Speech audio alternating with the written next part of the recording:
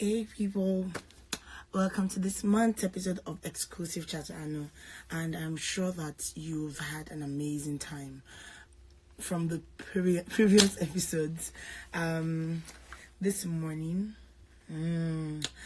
afternoon Nigeria, but morning here in Canada, I'm going to be having a special guest of mine. He's a friend, he's a brother, he's a big brother, is so much and more. And today I'll be having the delectable Akinyemi Ayinoluwa. Hello. Oh, my guest is here. Hallelujah.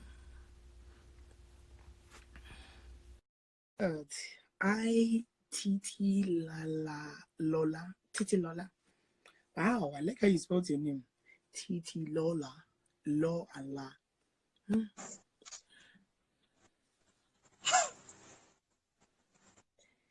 I should do the Queen's wave.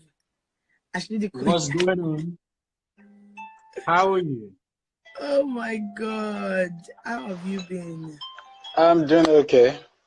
I just got back home. Wow.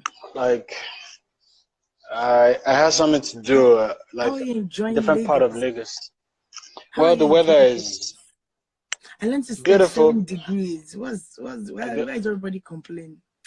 Like the weather Everybody they complain about 37 degrees. the weather is hot, like Let's sweating. exchange weather for just one day. It's really cold over there, right?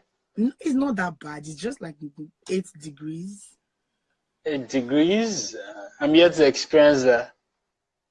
But this is not fair. You're coming back 37 and I want to give you 8. Like, people, you cannot satisfy human beings. If I you don't tell know. them, I'm not complaining though. I'm just telling you what it is, like the facts. Lawyers. Just facts. Just facts. Lawyers. So today, is that we should be doing research about your life, research about Yeah, this is my first time doing this though. Like, are you serious? Yeah, for real. Wow. So I should clap for myself. And I'm proud of Thank you for the bringing opportunity. Yes, sir. Yes, sir. Okay. I'm grateful. I'm very shy. People are very Oh shy. God. I'm a very shy Oh person. God. So you're like me. You say what? We You're both know like you're me. shy. So I'm kind of. I tried. It takes me a while to get in the groove. So I start slowly, and people I that get told there. me about you didn't say that. So they told you. yeah. Interesting. So let's start from the base. So you know, one of the reasons, and kind of want to do like a pep talk. Don't mind me. Okay, it's all right. The reason why I started the show, like 2 years ago, it was actually before my radio show. This was the first show I started, and one of the conversations I had with like a lot of people that were into music, they were like, they never see anyone that does all like the background work. Like, people complain about, okay, I'm a songwriter, I work with this producer, but everybody sees the producer doing all the work. They see the producer getting all the awards, but we that do all the like work behind the scenes, we don't get to be seen. And I'm like, but you know, there's some producers that don't even get to be seen at all. Like, you don't even know exactly. the produce it. It's just like one conversation I was having with someone. There's this popular song. They would have sang this in your church if you go to church. You are big, big, big, big, big, big, big. La la. I don't know if you know that song. I don't think I know. So the song. You're Sorry. You are God. You are not just big. Oh, it's a popular song. Yeah, I think I do. I think I know Good. that. Yeah. Do you know who sang that song? It's been on your show. That's the problem with the Nigerian music industry. Like, there was a particular song at church. I'm just giving you like a background to why we have conversations like this, because it's more or less like some people just take pride in shining like other people's glory. I'll use that word glory, and never want to do their own homework.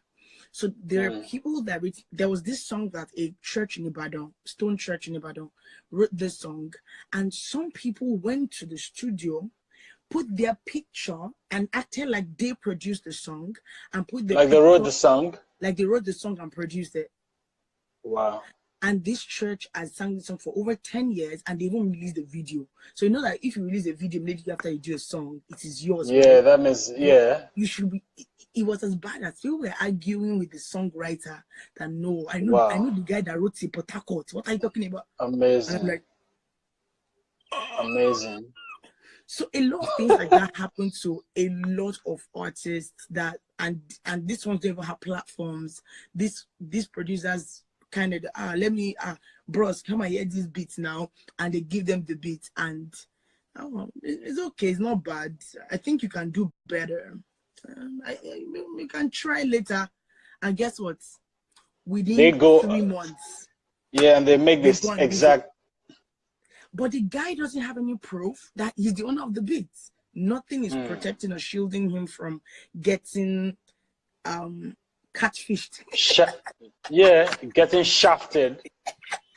Do you get? Yeah. And a lot of things like that happen. So when I have conversations like, and I think that was how I knew your friend. Adedire. Yeah. His name is always very long, so I always call him like that. Oh, interesting. So that was the first time I actually had a conversation with him, and we had that talk last year. But I'm like, a lot of things, and I follow your page, and I see a lot of things like that are happening even in the entertainment scene. Like now, things are not getting funny. People that even make movies now, because Netflix is making everything easy. So you really don't have to go to the movies to watch a movie. You can just sit down, chill, and stay there for and wait for like maybe a month after the movie. Maybe like a month or 2 months after the cinema run. It depends. Some people get. Yeah, it depends. Some can actually do it immediately, like a week after. Yeah, and it's always it's always very crude on the person that spent a lot on producing the movie or producing the song and all that. But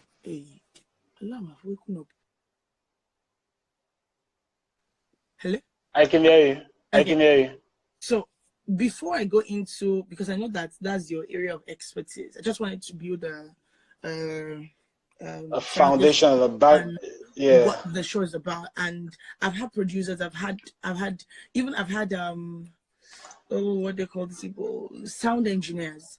And one of the things that's funny is some even steal your idea. Like you have a floor plan with someone that, this is how I want your sound setup to be, like this, it is that. And they're like, we don't think we can afford it right now, this. And you see in less than 30 days, they're using your work.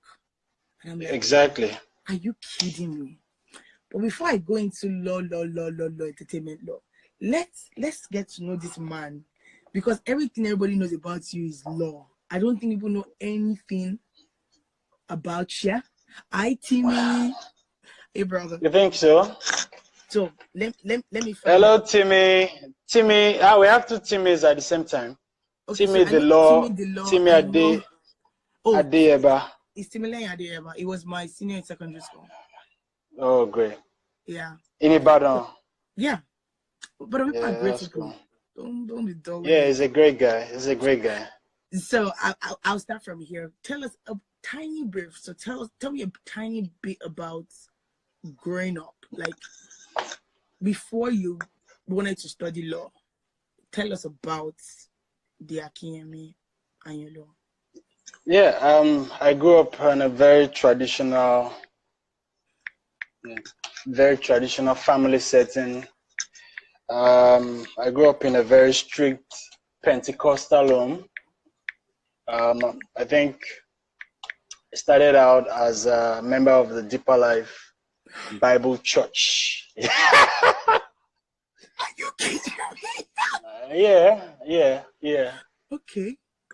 So that was very, very wow. It really influenced my growing up, and everything connected to that, you know, family life, and a Bible believing church. It radiates. So you wake up in the morning, there's devotion and everything like that. And again, I was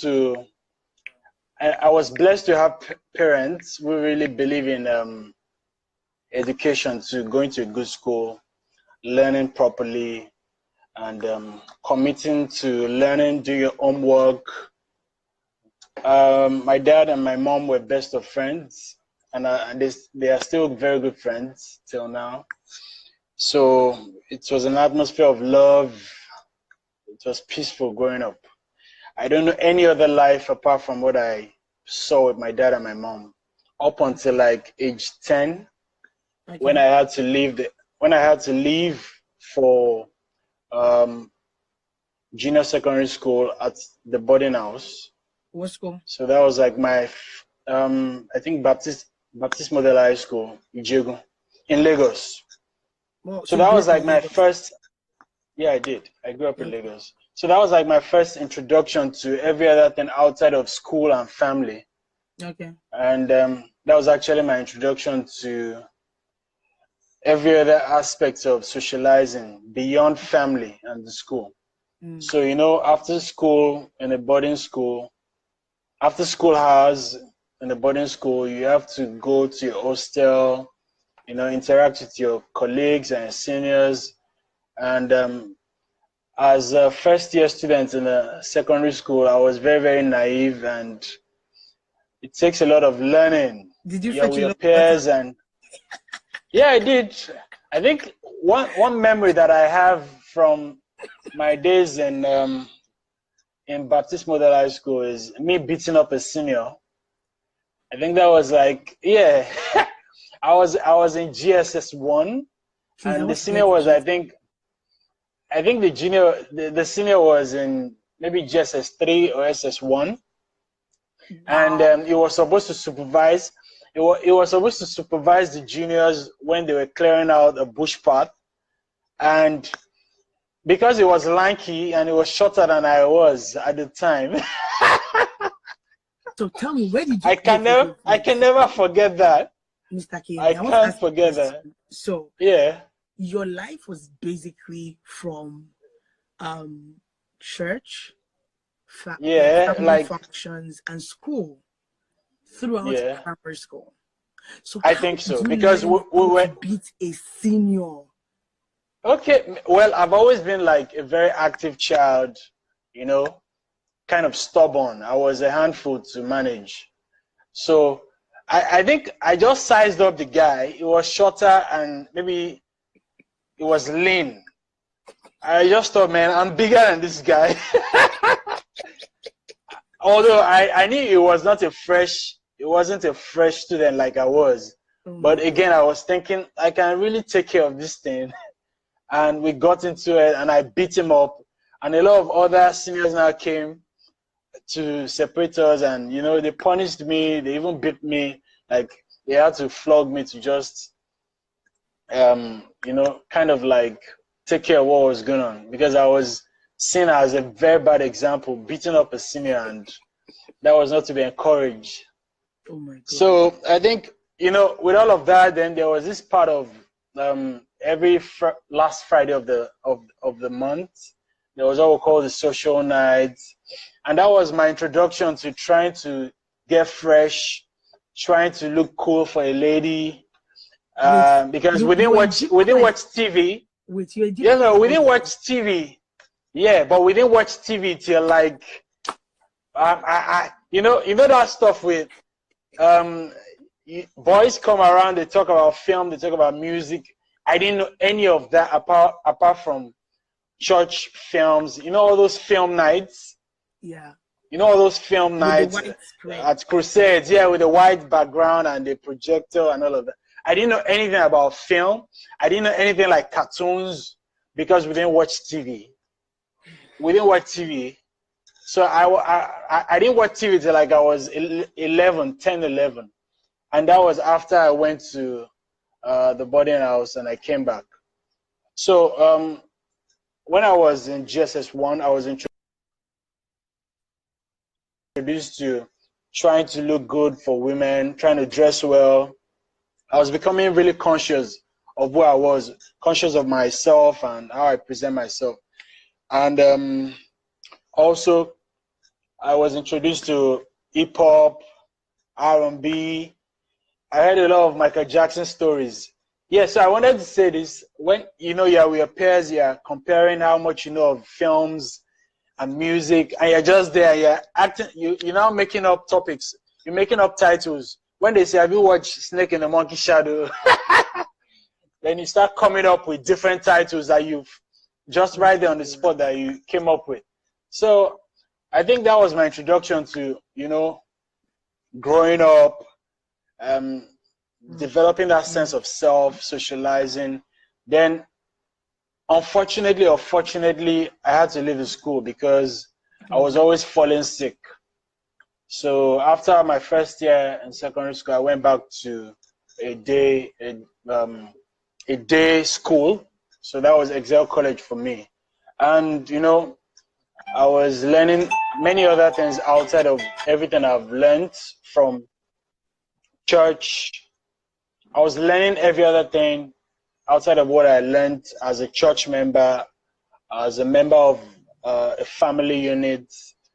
Outside of everything I've been taught, I was open to just learning as much as I can. Growing up as a boy, I was very, very active. Music, sports. And I used to save a lot of my money to just buy t-shirts and baggy jeans. I remember that just to look good. And, that's how I was expressing myself, trying to look good. And I also believed that if I was topping my class, I had a fair chance at making it in life. I was very conscious of that too. Up until like GSS3, then I met with a friend, hello Quimbiola. Then I met with a friend who introduced me to Plantation Boys. I can't forget that. Nice. Okay. Yeah. So I grew up on, Nigerian music from the era of Plantation Boys, and I was very, very active. And I think all of that contributed to everything I'm doing now. Somehow I'm still working in the creative industry, the film industry, the music industry. And I think I find fulfillment working in that space. What else is it to know So about what do you do me? for fun? Yes. Like aside from I've always liked, I like to dance.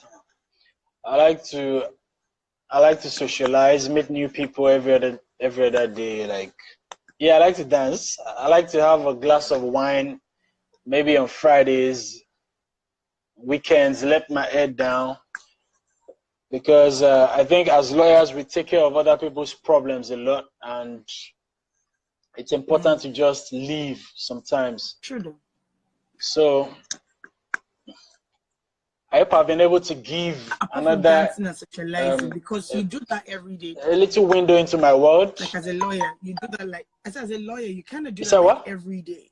So like socializing and all that. So what else do you do that's not either or? You're a lawyer. I like to read. I like to look. Yeah, but not all lawyers read compulsively like I do. I always think I want to know everything going on in my areas of interest, be on top of the news, look out for, what is happening in different markets, because I think I work in a space that is largely untapped. There's a lot of potentials, and we're not yet there on the global scale. And, as lawyers who are committed to being part of what's going on, you have to keep your head to the ground and just try to monitor what's going on in other climes. And what else? I like to be creative too, do things differently. How can I make life easier for myself and the people connected to me? Nice. So I wanted to ask, so in the journey of music, what uni did you go to? Yeah, I attended the University of Lagos. Akoka, Lagos, Nigeria, and I studied law. Okay. But before then, I had the privilege of studying law at the Olabisi and Obanjo University in 2002. Yeah, no, 2003. I finished secondary school. I completed my secondary school studies 2002. Then got into university 2003. Then I had to leave because I got the admission to study law at the University of Lagos too.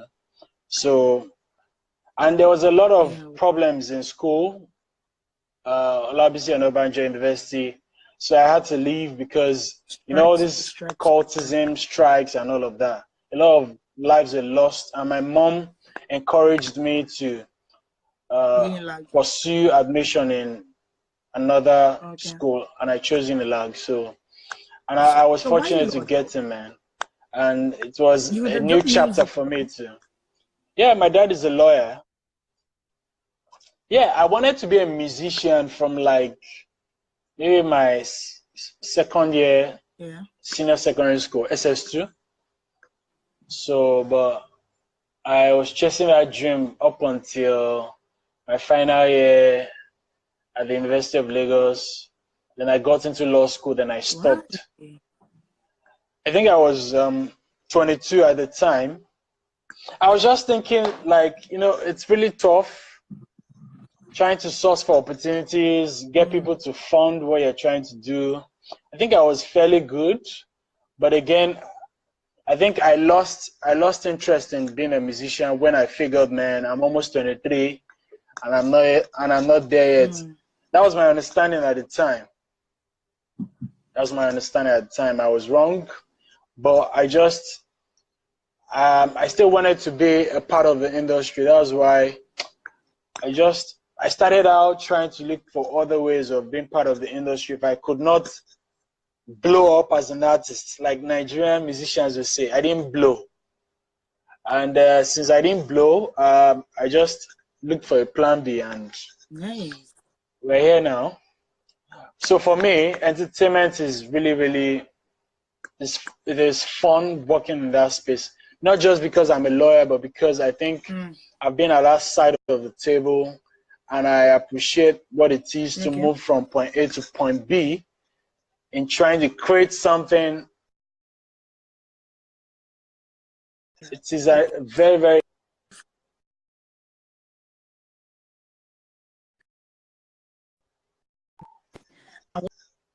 what you do is it's not child's play. Like, it's not something that someone would just say, you know what, I want to be an entertainment lawyer, and you don't know what's. I think one of the key things about an entertainment lawyer, okay, so don't let me say it because it's your work. So let me say, what are the key things if I want to go into entertainment law and intellectual property and all that? What are the key things I have to put in mind? Yeah, you have to be a good lawyer, which is, you know, advocating for other people's interests and defending their interests and their rights, and, you know, looking out for other people. You have to see yourself as Superman because you have been trained to defend other people's interests. And because of the knowledge you have in that particular space where you operate,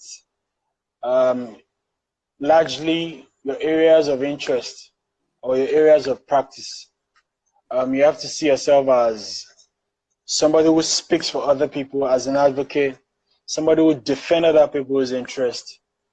And there are many other ways of contributing. You could also be the type who goes to court, you know, try to seek claims before the court of law, and back up your claims with evidence and witness testimonies and ask for reliefs.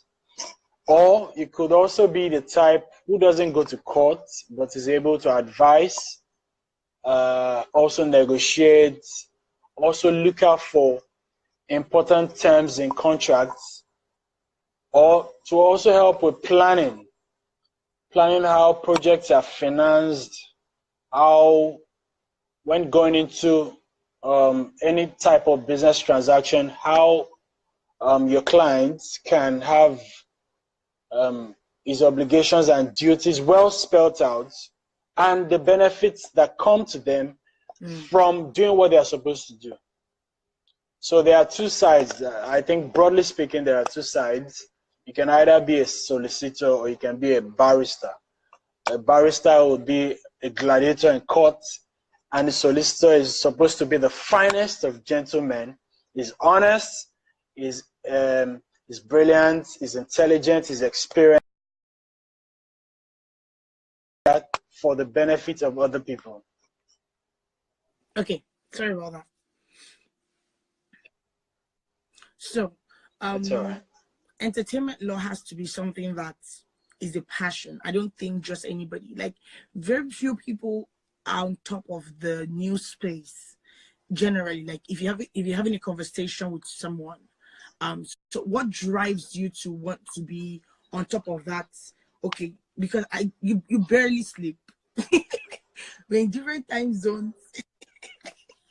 Well, yeah, I think it is deliberate. Me using the social media space takes me out of just a tiny part of the world where I occupy. I'm in Lagos, Nigeria, but being on the internet, I'm able to connect with people from, different parts of the world. And I am able to present myself in a particular way. I'm also able to let people know what I do from the content that I share. So it is deliberate for me. I try to blog on Twitter and on Instagram. I try to blog round the clock, which is even for people who are outside of Nigeria who follow me, they're able to still engage with me by virtue of what I do online. So it is very, very deliberate. Another point that you raised, which I would like to address, you said, how can entertainment lawyers, you implied that I'm quite passionate about this. Yeah. So one thing for me is, I always wanted to be a musician. I wanted to sing. I wanted to entertain. I wanted to impact the world by writing and performing music. But I failed to be that superstar that I wanted to be. I wanted to be like Two-Face Dibia. That was my model then. Yeah. But I like to think that I vicariously live through my clients. So if any of my clients is winning, I like to think that I contributed my quota to making them win. So that's why I advise other people. I try to be in their corner. Although I also practice other areas of law, but I want to be known to be the lawyer who helped build different types of legacies. I'm able to add value so that my clients can be wealthy. And when my clients prosper, I also prosper. So that's why I operate in that space. Yeah. So you talked about social media, and I want to talk about it for 1 minute. So people believe that you want to blow, you want to make it, have a good following, have this, have that, and it's good. But I just wanted to switch up back to last week Wednesday, when Instagram stopped working, Facebook stopped working, everybody stopped working, and it was like everybody was going to die. You know what's the nightmare? You know what happened? So I had a guest from the US, and we were trying to connect. It was not working, so I thought it was from my end. So I was furious. I went to do a hard reset on the Wi-Fi. It was still not working. So I kind of messaged her, but messages were going through though. Yeah. Like I could DM you, you would see it, we will chat. So I sent her a message, and I'm like, well, since it's not connecting, then I think the frequency, because the radio I connect to is an online radio. So unfortunately that day too, the connection to was very, very, very terrible. So we couldn't do social media. We couldn't do it was terrible. So I'm like, you know what? Either way, the reason it was a proper shutdown. Sometimes people will say, oh, that Instagram shut, and I tell them that the reason why it can never be an Instagram show is it started with Instagram, and that was how I got the opportunity to work with the radio. But that doesn't mean that I can't. You can use any source to get information. So I called her and I'm like, okay, do you have WhatsApp or do you have FaceTime? Exactly. She has FaceTime. What are we waiting for? So we did a FaceTime. We had a conversation for I think 1 hour plus, and I had the recording. So the reason why I went back to that is because you talked about social media right now being an important tool, like in everything people are doing out there. You help us address 2-3 things. Number one, the effect of the eventual shutdown. If one day there's an eventual shutdown of social media, what will happen to the average guy that has put all his life and business on there? Two, it's the mindset of buying followers. So you see people that their account crashed, and the next day or 2 weeks after, you already have 100,000 followers. Like, dude, really, really, like, even if you're popular, it doesn't just swing up that day. I remember one particular artist's account crashed like that, and she had to start all over again. And it took her weeks and months before she could get to a particular number. But to build, people are buying followers. They even send you DMs to buy followers. Number 3, and the third thing I want to talk about is, now we know social media is the market hub, and everybody's using it to their own advantage. Now, where do you? A lot of people, not everybody. Yeah, a lot of people.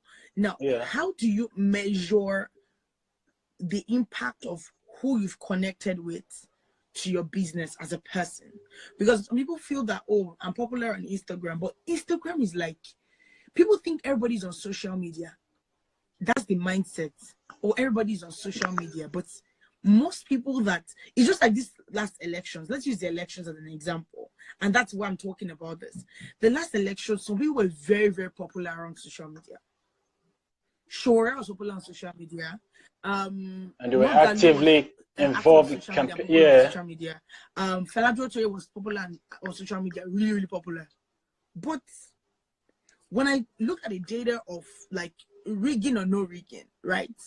After Buhari and Atiku, the next 2-3 candidates, I never heard of them on social media. So my question now is this really still a tool for passing information to everyone? Because if we look at the last election, I don't think it worked. So those are my 3 questions. Okay, like going to the first, any research you conduct, any documentary you watch, any content you consume from experts won't know so much about social media. They always tell you that you should look beyond all the social media platforms to have your own bank or your own platform where you're able to reach out to your customers, or where you're supposed to reach out to your prospective clients or customers. So I think every now and then we should understand that although it is a lot easier to interact on all the social media platforms, and it's a lot easier, but again, we are only enjoying it at the mercy of some other people who are the owners of all these platforms. So you are connecting with customers and clients on LinkedIn, Facebook, Twitter, Instagram. At any point in time, there could be a shutdown where you're unable to, use these tools, maybe for like 2-3 days. So what happens? How do you do your marketing? How do you conduct sales? How do you still get in touch with the people who buy your services? But again, it takes me back to the statement which I used to open this response, which is, even when you profit off of these platforms, you should not take your eyes off or take your mind off one thing that is very, very true, that experts say all the time, because I follow some of the experts, and they tell you that it is best that you have your own information funnel from online to offline. So you're active on all these platforms. How can you get the numbers, the phone numbers, or the addresses, or the email addresses of everybody who cares about your product and your service? Are you able to maybe send them to your website and have them subscribe, or leave their emails, or leave their phone numbers? I think that is still a way to address this issue. We can wake up tomorrow and we're not able to connect on Instagram. Are you going to remember my name, Akinyemi Law? Are you going to go to my website? I have a website, akinyemilaw.ng. Are we going to be able to still connect? Maybe you've subscribed to akinyemilaw.ng, your email account. I have like an email bank. I have an email list where I stay connected to you from time to time. Or I have a bank where I have phone numbers of all my clients, or all of my followers, or the people that visit my website. So I think that is one way to look at it, because it benefits those who own these platforms that will keep engaging on these platforms. But again, there is no guarantee that we'll not lose it someday, or something bigger would come maybe tomorrow or next year. A better tool will come. Technology keeps moving at a fast pace that we might not be able to keep up with. Now, to the second question, I think those who buy fake followers, they are on a vanity project. Maybe they lack self-confidence in who they are or what they do, and they think they can, maybe scam people who might not know better to just, buy fake followers, buy bots that will stack on as followers.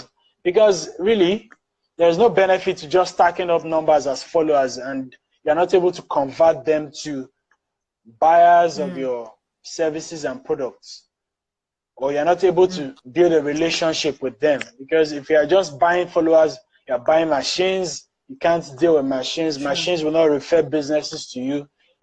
Machines will not buy your services. And what is the third one? So social media is supposed to amplify what we do. For me, I'm a lawyer. I blog, I advocate for certain things. All I do with social media is that I amplify it. I'm supposed to be able to still function outside of social media, which I actually do. Although I consider myself as a media company, because I think every professional should have that aspect ingrained, entrenched. You should be like a media company. You should be able to create content, curate content, amplify content that will draw traffic to what you do or a person. For me, I'm on social media to amplify what I do outside of social media. I don't see it as the end all be all of who I am. So I think because last I've week tried. a lot of people were like, "Oh my God, is it just me?" And I'm like, so let me imagine, because I really felt unbothered for 1 minute, because I was like, I've actually thought about this several times, right? Like one day everything will just stop working, and it stops working. Yeah, I think about it every day. Like you have other opportunities, and I think I was having a conversation with a friend, and I said the worst that will happen is if you can't connect with people like face to face, like seeing them like this. Then the worst that will happen is to go into like full-time vlogging, like which like I'll be taking camera everywhere. It's not a big thing in Nigeria now. But back gone are the days where there was this, I'm a private person, I don't like my news everywhere. I don't like that was like years ago. Now we have more vloggers in Lagos doing a lot of things in Abuja, doing amazing stuff, having over 300,000 subscribers, like doing a whole lot, and they're making their money, and I think I got kind about one recently in Canada here, where she puts up content on YouTube 2 times a day, 2 to 3 times every day. Yeah, and she has millions of of subscribers. So she's making her money. So cool. In Nigerian. No, not in Nigerian. In Nigerian, Like, not in Nigerian that does vlog, that puts okay. out videos 3 times a day. Like, nah. But here we have a lot of people that's their full-time job. That's all they do. They do everything. Now, going to the entertainment scene, there are 2 sides to it. So I know that you're into the entertainment scene, and because I know there's the world-known entertainment scene and there's the gospel scene of it, and I know that the gospel scene is not as structured as the other side to it. Now, to the other side of the entertainment scene, where you see young artists come on, especially their Instagram, they sing, you hear them do a whole lot, and they don't get promoted, they don't get sponsored. And the reason why they're putting themselves out there is, okay, someone will see me, someone will this to me. What are the other things a young artist can do? Like, apart from lobbying around like producers and say, oh, please help me, or going around people, what are the other measures a young budding artist can do that will help him be on these platforms? Yeah, so I think no question to it. It is hard work. To be seen and to be heard is a lot of work, and you can't take it for granted, and you can't always wait for other people to be the ones to do the work. I have an hashtag. I believe you should create your future. And now, if we've had success stories like the Justin Biebers of this world or the Adedire Grande, I believe it is still something we can replicate in 2019. You have to be very, very good. You have to be able to give a show. You have to be able to elevate people with your performance. And one thing is, there's the place of practice, practice, practice. Then the more you do, the better you become. But again, by practicing while becoming, you can also document all of this. People actually always want to, people want to see the next big thing. They want to support you while you are setting out on a journey, if they can smell conviction and determination and confidence. So it's quite tough to motivate yourself to set out on your own, but you have to do it. Maybe you get energy from those who believe in you, maybe just a friend, or maybe just 2 people believe in you, that you can, that you can get recognition and get opportunities to be a musician, to perform, to be a household name in the near future. But you have to stick with the people that give you the positive energy and get all the energy you need to keep moving. Even when nobody is supporting you, if you think that is what you do the best, if you think that's what you've been called to do, if you think that's your purpose, you have to keep going. So I believe the social media platforms are free channels that you can use, although maybe the only thing you would spend would be your time and your zeal and hunger. You have to spend your time, learning all these things, learning how to maybe shoot videos, edit the videos you shoot, taking nice pictures. You have to spend time engaging with other people. But I think it's a lot easier to get discovered now than it was maybe years down the line, because before you have to do it traditionally. And even this is beyond music. For me, I don't think I would have been able to start up my law firm or my consulting firm if social media was not the foundation of what I was doing at the time. Like 6 years ago, I was getting frustrated with my job at the time and at the law firm I was working in. And I figured that I could connect with more people and tell them about what I do online. I was doing that on Twitter and on Facebook. And before you know, people are, seeking your help to help them take care of different legal issues. And from there, I got more recognition. I was able to earn the trust of more people. And they kept sending businesses my way, and we thank God for where I am now. So I think social media can be that tool to bridge the gap from anonymity to opportunities, recognition, Nice. and also So making let's money. go into the music Yeah. scene and let's talk about record labels. Now, a lot of people want to be attached to one big record label or the other. And it's like a disease. When they're looking for the opportunity, their head will be correct. The moment they see that contract, it's like, let me just sign it. Let me just, like, what's going on? I understand that you'll be looking for this opportunity for a very long time.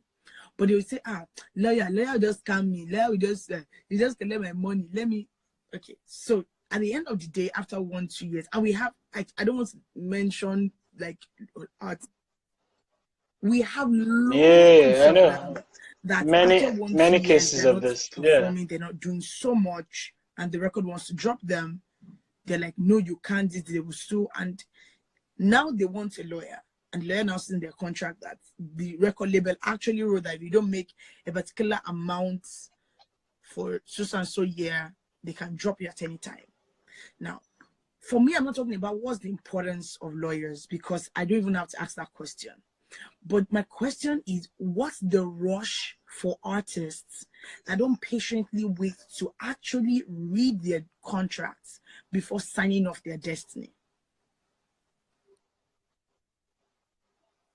I think many people, particularly the very talented ones, who have something to say, are from very, very difficult backgrounds. Most of the time, the people who are really, really gifted and who want to be musicians are from underprivileged backgrounds. And usually, many of them are also lacking in education. So that means they are not even sophisticated enough to appreciate what is going on. Many of them didn't pursue education further than when they were 16-year-olds, maybe senior secondary schools. Many of them didn't attend, the universities. Many of them are not graduates in Nigeria. So it is very understandable that they need the next ladder to what appears to be an opportunity out of their present reality.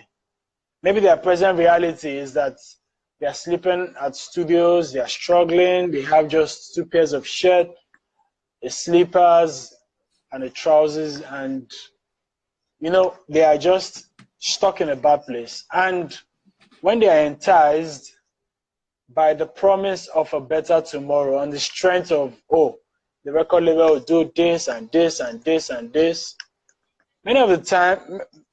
most of the time, even the people who promise all of these things are not even people with a record of doing big things in the entertainment industry. Maybe those people are also new and they're just still testing the waters. How do we do this? How much are we going to invest? How do we go about breaking an artist in Nigeria? But because there's that initial thrill to just do something, even on the part of the record label and on the part of the artist, it's like going into a new relationship. You know that thrill of, I'm just starting. It is usually fun. Chine, hello, good afternoon. It is usually fun just going into that relationship. But again, if we're not able to manage expectations, to know, this is what I will be doing, and this is what I will get for what I'm doing, this is what you will be doing, and this is what you will get from what you're doing. Years down the line, there will be a problem. Down the line, there will be a problem. So I think I have identified that usually it could be the lack of sophistication, the lack of knowledge, the lack of enlightenment, that I'm going into something that is very, very important. Let me be more careful. Let me understand what I'm getting into. Secondly, the failure to define expectations. That could be a problem too. So I think these are the two factors that affect musicians. Many of them are really, really struggling, and they're desperate for a new reality, and they'll just sign anything. But the people who are knowledgeable enough, who heard sad stories, they know how important it is to, before you sign any document, you should, seek advice, you should seek professional guidance. So one question popped into my Salut.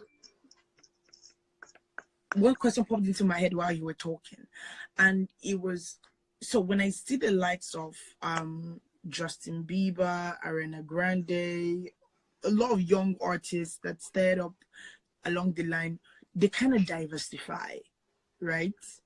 So they might not go into movies, but they have clothing line, perfume line, have ambassadors to different companies. They generate income outside music, so that even though music is still coming in, they still generate some money. So what are the investment opportunities for an average artist that, okay, you get to blow for a couple of minutes, however it is, or you get signed to a label and they're giving you this lump sum, and the first thing you see most of them do is first party, buy a car, go travel abroad, at least, like you said, because of their upbringing, they want that better life in a couple of minutes. I was watching this lady's vlog, Laura Keji, Nwako, and she said that when she made her first book, she didn't know it was going to blow up. So she made a lot of money, and when she made that much money, she actually went shopping, bought herself a lot of stuff, and that she looks back in retrospect and she's like, what the heck did she do with all the money she made? And not like she's not making more money to her store, but in my head, and I watched a different vlog, and this is like, I was just looking at I like interior decor, so I was looking at the design of especially closets and libraries. These are my two favorite parts. So if I want to decorate somewhere, there are two places I want to decorate in someone's house. So I watched her closet, like the run of how she put this and put that, and I watched another lady's on, and it was, I could see a difference. This was a Nigerian vlogger, and this was like an American vlogger, and I could see the difference in quality, in content, in how the setup, how it was put together. And in my mind, I'm thinking, so you blew up like millions to get Chanel bags, LV, this, that, and in my head, it's not like it's bad to pamper yourself. But like, if you, as someone that is a business person, can think in retrospect that why did I spend this much money? I'm thinking of someone that didn't even have money before then, and they just released 10 million naira to him. Oh, this is your first salary. What are the investment opportunities you advise a young budding artist to go into, so that even if he stops, or let's imagine that I met a musician that she's now more of a songwriter because she lost the vocal cords. Like, even when she's talking, she's like talking like this. Wow. That's how she talks. So imagine if your machine, which is your voice, just works, and you don't have any other thing. What are the investment opportunities would you actually advise a young budding artist to go into? Yeah, I think aside from, I think it applies to every profession. I think immediately you make your first real big money, I think you should invest in the things that will guarantee that you make more of that kind of money. So I'm thinking you should invest in the tools of a trade. As a lawyer, if you get a big check, I think you should invest in your library, your office, and the things that would, help you be more prepared. Maybe attend courses, seminars, conferences. You should invest in the things that would bolster your knowledge and your expertise. So for a young musician who is able to maybe get like a 10 million naira advance fee, instead of blowing it on all these other fancy things, why not just set up maybe a home studio, buy equipment that can make you record round the clock, so that you don't have the difficulty of maybe when you're inspired, that is if you don't have all these things, though. That is if you don't have a studio and all of these things. So I think you should invest in setting up yourself well, like get a studio, invest in relationships with the people that would make sure that your creative energy is not diminished. Maybe get an apartment where yourself and your producer can, be together round the clock. So the vision is very clear. Maybe we need to record 5 songs a week. We need to come up with like 10 demos a month. Let's keep producing. We should not lose steam. Creative wise, let's stay creative. Let's stay connected to the source. The source is the music. That is what got you the deal in the first place. So after doing that, maybe you can also invest in getting knowledge, buy books, invest in a relationship with somebody that is successful, maybe that is 10 years ahead of you. The person can be outside of Nigeria. The person can be in the US. Invest in mentors. You understand? Then if it is now a case whereby you've been able to establish yourself in the market, that any small thing you do, you make a hit record, you're now really, your place in the industry is more solidified. You can then look outside of the industry to invest in other things. Maybe invest in real estate, or you invest in setting up production companies, event companies. You must invest in the things you know and the things you can track. Don't say, oh, because everyone is selling cars, I'm going to be, shipping cars into Nigeria. I believe it is best you invest in the things you know, the things you're passionate about. Or you could also maybe partner with other people that are experts to fund different projects. But I think it is a lot risky to do all of that. Crazy. Why not just invest in the things you know? Yes. Invest in the things you know. Tie down your money with real estate as much as you can. Because most of the time, your time in the music industry or in the film industry is very dated. It is dated. Fans are very fickle. The market is very you don't do well harsh. Those that love the market is very wicked. It consumes, any small flop, you can lose it. But if you invest in knowledge, invest in relationships, invest in developing yourself, and you become an institution, like you've been there for 5 years, you're now top 5 in your industry, then you can then start looking at, investing in real estate, buying properties, setting up things that, because if you work in the music or in the film industry, you deal in products that can sell globally. So the potential to earn money in foreign exchange is very, it is there. There's just that potential that you can be, because Nigerian content is dominating Africa, is doing well outside of Africa. Everybody has that opportunity to key into all of that. So I don't even want to dwell into, building other streams of income like selling merchandise.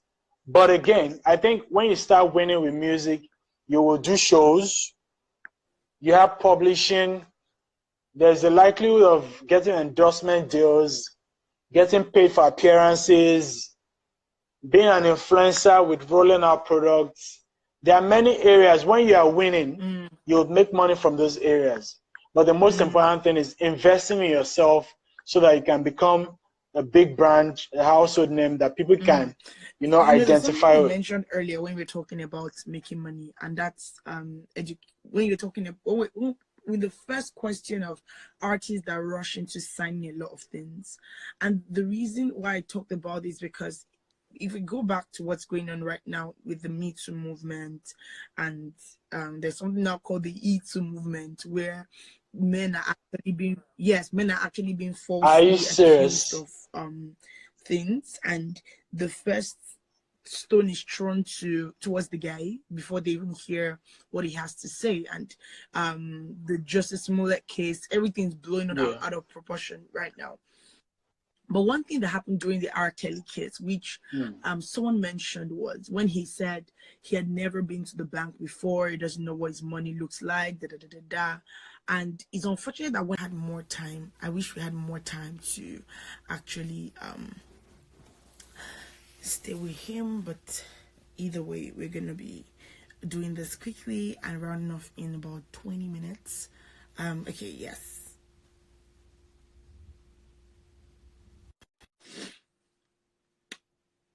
These conversations are good. So we're still talking with Akinyemi Ayinoluwa, and we're talking everything. Yeah, it was Instagram. Is it 1 hour already? 1 hour. Oh. Did we save it? Yes, I did. Okay. So I'm gonna extract it after and put it on my YouTube channel. One of the things that his brother mentioned is that he can't read, and everybody around him would always say yes to everything he wants, and never let him know the truth behind what's going on. And for me, I feel like it's not just R. Kelly that actually acts like that. I think there's so many artists out there that also do the same thing. There's so many R. Kellys out there. Like, there's so many of them. I've had conversations with some artists, and when they tell you what people do, all in the name of this power and this surge of fame, the day we're gonna come back to have our Me Too era in Nigeria, some people will be in jail. A lot of people will be in jail for a lot of things they've done. So in that particular phase where I can't read, I can't write, I don't have the opportunity to get like a fancy lawyer or get Akinyemi the law. How do I I'm not saying that he will not help you. Don't get me wrong. But how can this person that isn't educated but has this opportunity or has this talent for singing, how will they get more deals or more opportunities without being scammed? That's number one. Number two, you have a lot of people that, my mom is my manager, my brother is my manager, and they don't actually have the expertise, the knowledge, experience. Yeah, to do what is right. Then the third question is this. So stepping out of the music scene and going into the general entertainment scene, where we have arts, we have comedies now, like one of the biggest thing blowing up in Nigeria. We have now fitness is actually blowing up in Nigeria right now. People are making a lot of money. Now, after the entertainment industry, the wedding industry is one of the biggest industries, is also the second biggest industry in Nigeria. Now, how do we tap into these places and make them a stable economy for the country? Because for me, people are just scamming people. Like, I think scamming. I'll give you the reason why I use the word scamming. So, in the entertainment, in the what they call it, like, let's come out of music and go towards like comedy and wedding and all these other things. A lot of people, because they're become a household name now, on the name of branding, they collect some ridiculous amount of money. I will take you to this of your career. I'll help you this. And at the end of the day, for me, it's like a scam. They don't get to get to that place they've promised them or they've told them. So how do we curb that kind of thing where people don't take advantage of other people's thirst and hunger for wanting to be up in that scale of, I've gotten there, I've arrived, I am in a better space in my career or my craft or whatnot. And these new budding artists can get opportunities that will help them also still grow without actually leeching around and paying people for the opportunities. Okay, I think the first question, I think every talent would need to have people who believe in them. And for those who believe in you and are able to also contribute to making sure that your journey is a lot easier. I think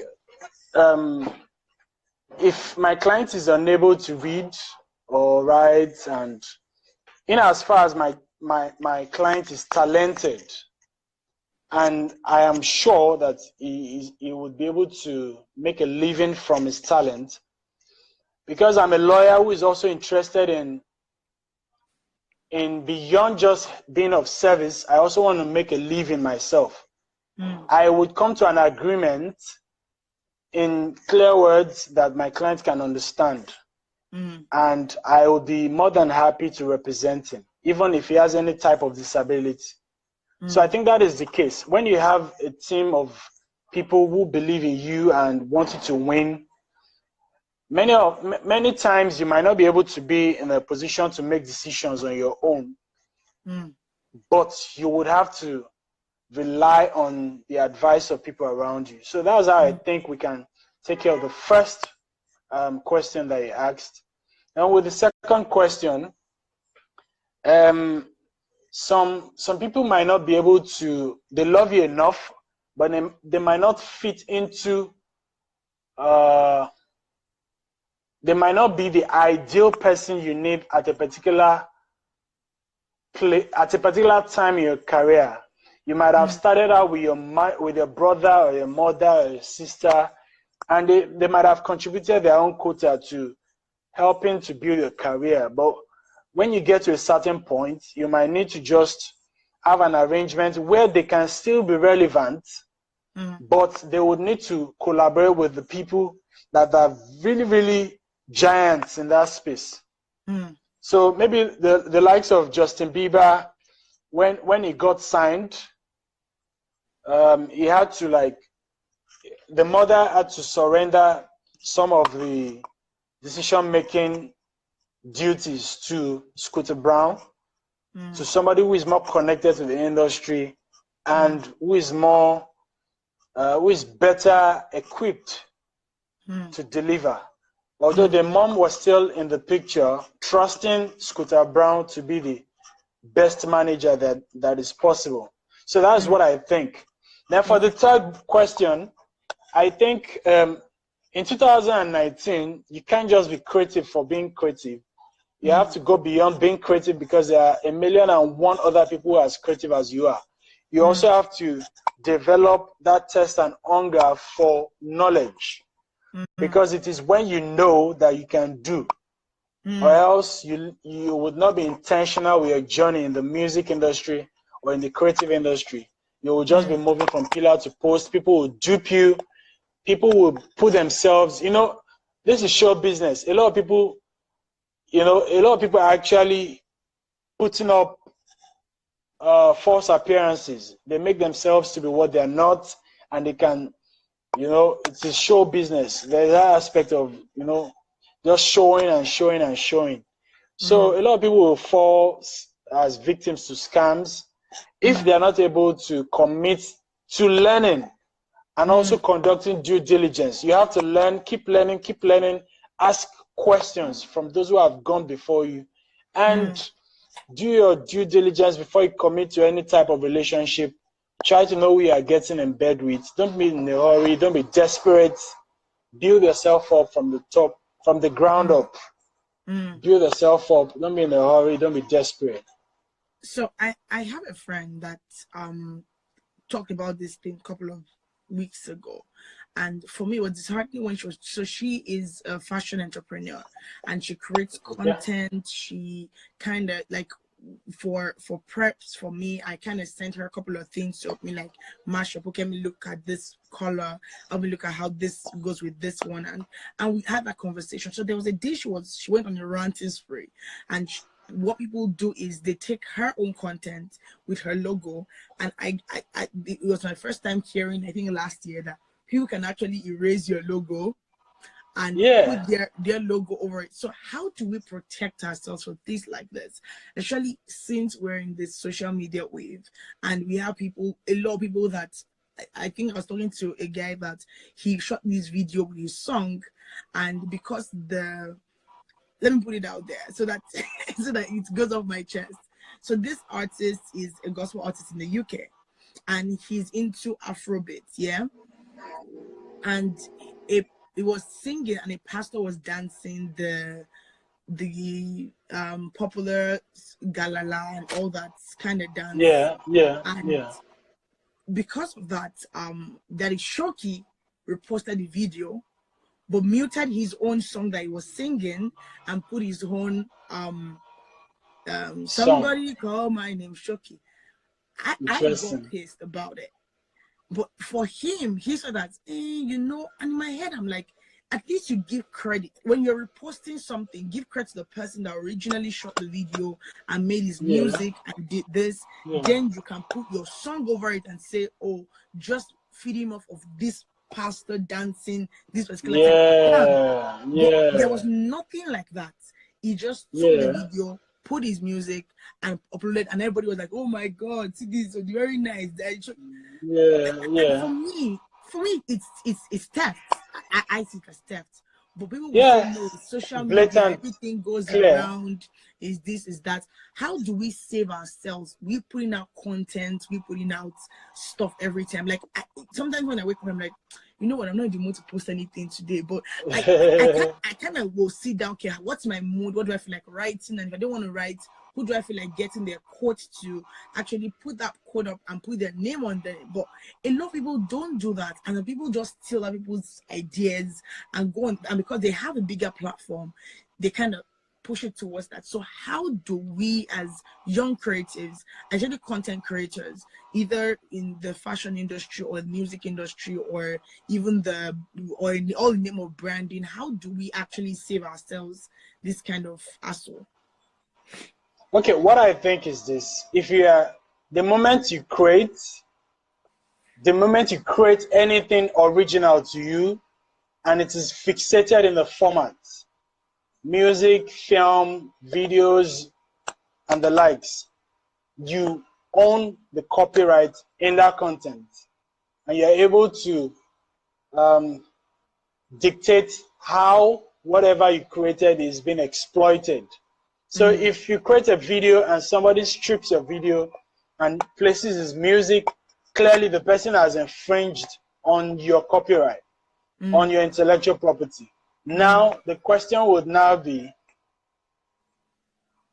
is this what, is this what hassling over?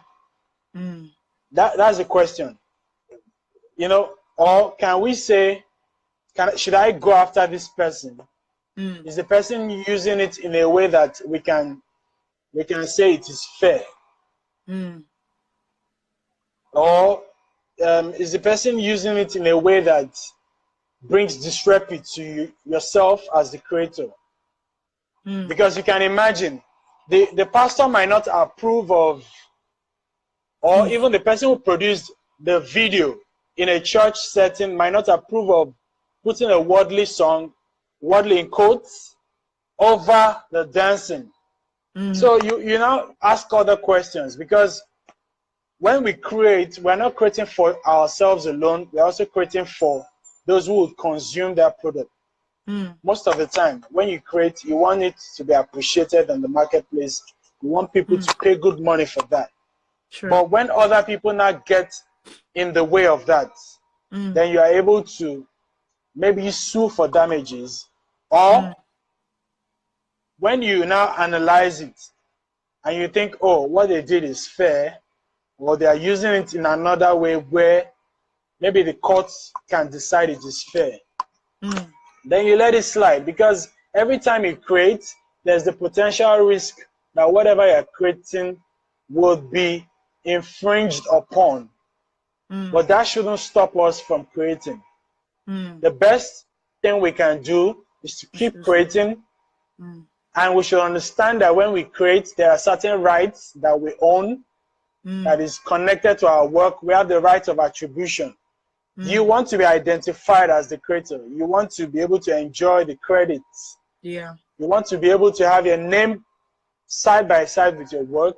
You also want to be the one to dictate how your work is being distributed, how it is being sold, other variations of this work. You want to enjoy the benefits of what you created. But when other people get in the way of all of that, and it can be deemed to be unfair, then maybe you should sue for damages. But again, you should pick your battles. Sometimes it might not be just, it might not be worth your time and your resources to sue over somebody stripping your video. But you know, if it's a big corporation or a big company who strips your video, maybe it is worth your time to go after them. So for better for the still, person, seek advice. Seek advice to know if you should go after them or not. so for the person that she puts her logo on her creation, how can she seek redress? Yeah, she can always go after such people. Clearly, it's an infringement. The person took your work, removed, you know, your connection to your work, passed it off as, you know, a work or something, or his work.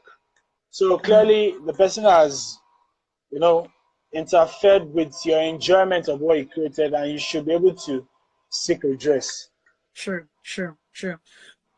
So when we look at and while I kind of round up, it's paining me that I have to round up, but one of the It's things all right. I actually wanted to ask is this: for someone that is starting up and needs direction into what area or field of law should I go into? How can I get my footing? Like I've worked with all these senior colleagues. They've done their worst. Let's not say their stories. God forgive all of Yeah. them. And we work with those that, oh, don't worry, you're my friend, let's do partnership, and the partnership just went to the gutter. How do I, as a young, but you don't think one can sue to send a message across the infringement of one's intellectual property against the law? Everything shouldn't be all about money one again. Sure. So my question would be, how do I get a pathway? How do I know this is what I want to do, or even if I don't want to do it, how can I create a passion out of a new field? Or people, I'm tired of going to courts and tired of law is very diverse now. So how do I It is. have a footing in what I want to do at the end of the day? Okay, before I answer that question, let me quickly address what Adiola Bamiji said. But don't you think you can sue just to send a message across that infringement is against the law? Yes, you can sue, but count the costs, and you should know that, you know, you don't want to be seen as a toothless bulldog. If you really want to sue, you should be ready to stay till the very end. I always encourage people to count the cost before they set out. So if you want to sue, it is good, it is okay to sue. Yes, to your question, I think everyone who wants to strike out on their own, to do their own thing, or to look for an area of law that they think they would find satisfaction in, as it has never been this easy to start. It has never been this easy to start any business, I believe, because the world is now a global village, and you can offer services in Lagos, and people from out of Nigeria, out of Lagos, can actually patronize you.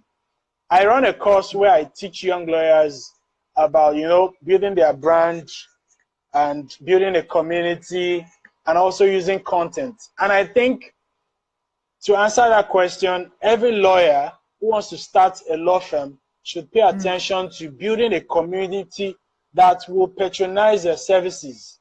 You need to master being able to gather people together and engage them at a goal. It could also be that you are offering value, and value would attract certain type of people depending on what area of law interests you. If you are posting some content, the content has that power to attract and draw people to you, and you can use that as a ladder to gather people to just queue up at your back to support you. People that will help you, send you businesses, send you referrals, and all of that. So a young lawyer, it is a lot easier now. In whatever area of law you want to choose, do your research, identify who you are trying to connect with. There are certain gatekeepers that would help you, that will connect you to opportunities. You should befriend them. You should also understand that you should be able to use content Mm. You should be able to build Content your own key. community. Yes, content is very, very important. You should be able to build it. You should also be able to build your own persona and your story. This is how I want to be perceived.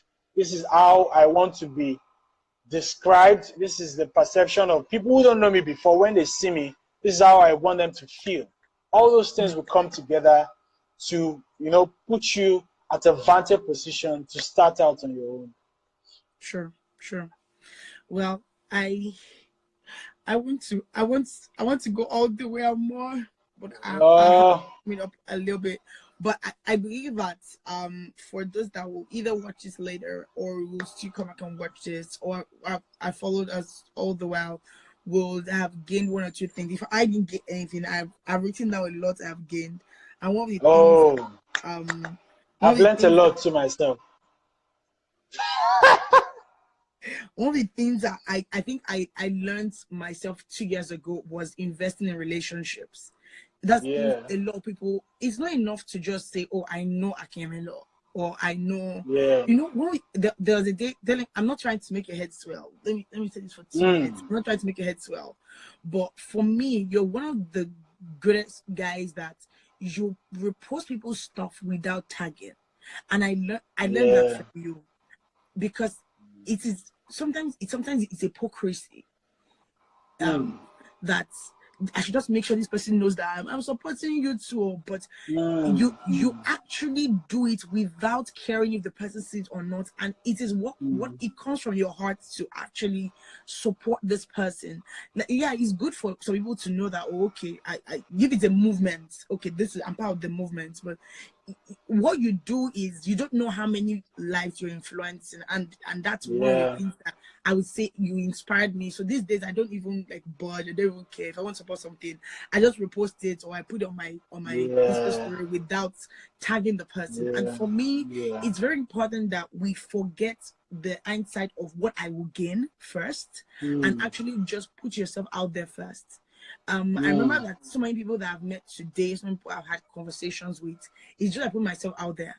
People will message you and tell you you're disturbing my timeline, you are posting too much this, but they will still be the same people that come back to me and say, "Oh, we like what you're doing, we like this, we like that."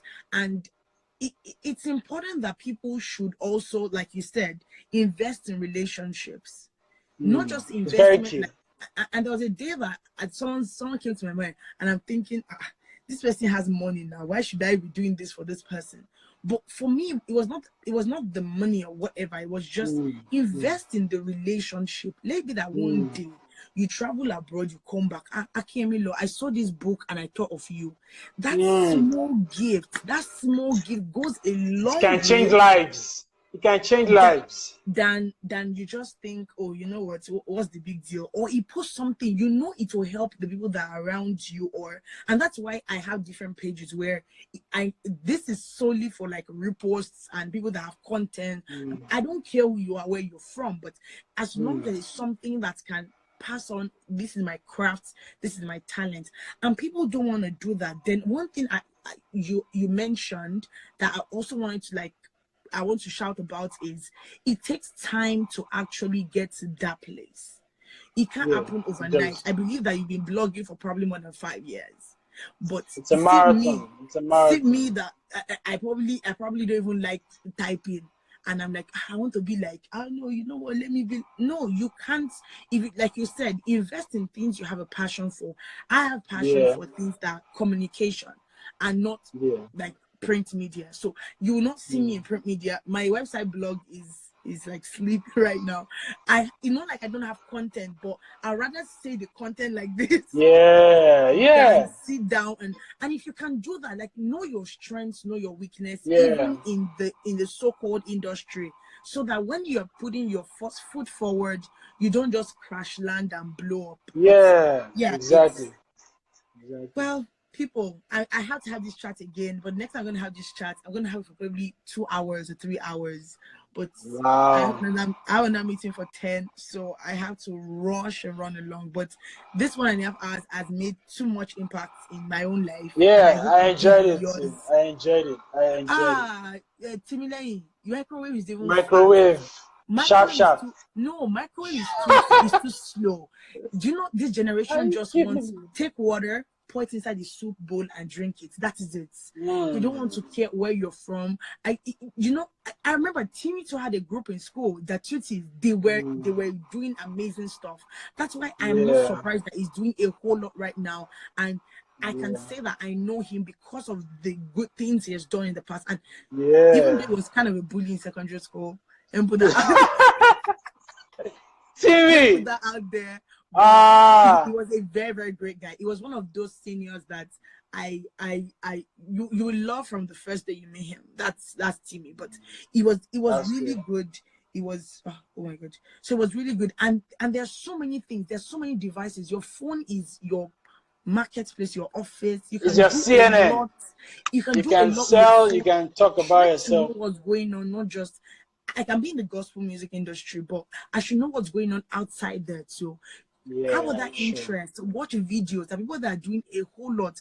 If you see if you see the vlogs I see these days, I'm like, Aanu, like these people don't even have a tiny bit of the things you carry up and down. What are you doing with yourself? Yeah. So for me, it's just for you to put yourself out there. Make sure that you are always, like he said. And one thing he said: invest in knowledge. Knowledge is power. It's Invest in principle. knowledge. Yeah. I told Applied knowledge is. there was a day I was having a conversation with Timmy Dakolo, and I said, "Bros, you don't know how much you inspire me." He said, "What happened?" I said, Timmy for me is one of those guys that he Every doesn't." year he goes to the music school. It's interesting. Every year he I'm not talking travels. again. I'm not He's talking going to again. school.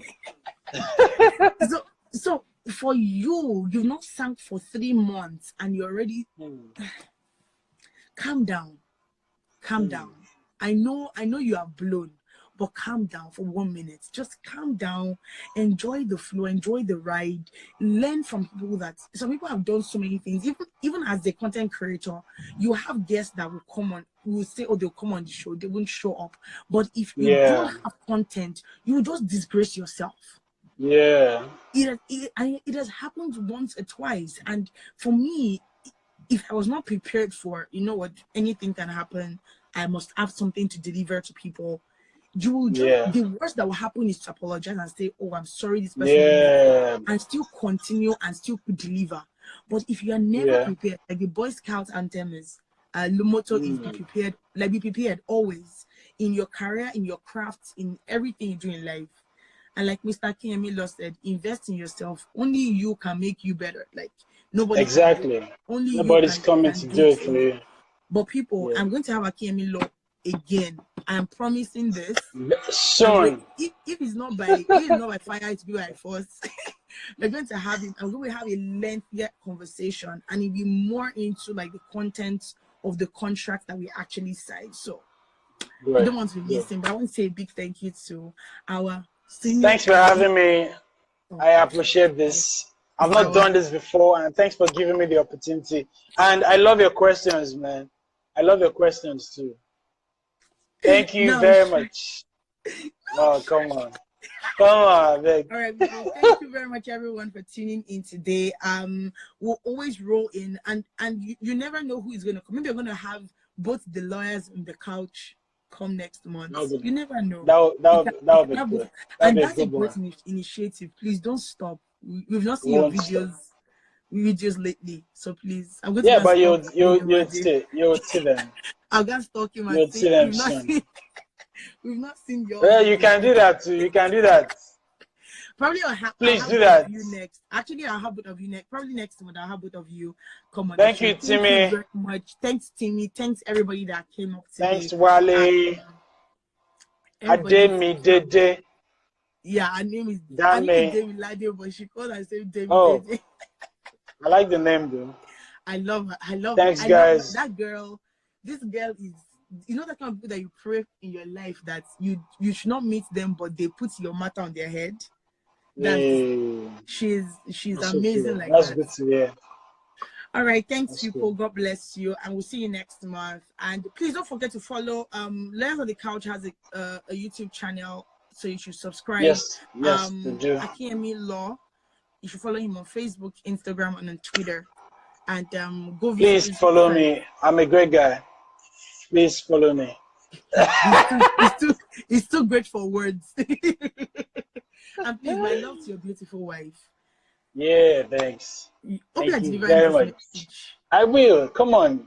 Okay. I will. All We're right, coming people. very soon. We're coming soon. All right, people. Have a wonderful day. All right. Bye. Bye.